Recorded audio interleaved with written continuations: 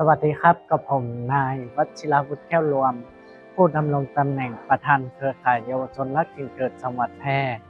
และผู้บริหารสภาเด็กและเยาวชนจังหวัดแพร่ครับก็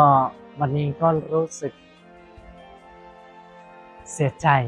นะครับตั้งแต่ทราบข่าวการสวรรคตของสมเด็จพระนางเจ้าพระบรมราชินีนาถพระพันปีหลวงนะครับตั้งแต่เด็กจนถึงผู้ใหญ่รู้สึกภาคภูมิใจมากเลยครับที่ได้เกิดใต้พระบรมโพธิสมภารอยู่ใต้พระบารมีของพระองค์ท่านเห็นพระราชกรณียกิจของพระองค์ต่างๆไม่ว่าจะเป็นทางด้านโขนหรือนาฏศิลป์ผ้าไทยก็รู้สึกภาคภูมิใจที่เรายังมี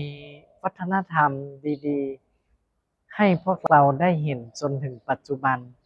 ในฐานะเป็นลูกหลานหรือเยาวชนก็จะสืบสานพระราชปณิธานของพระองค์ท่านให้คงอยู่คู่แผ่นดินไทย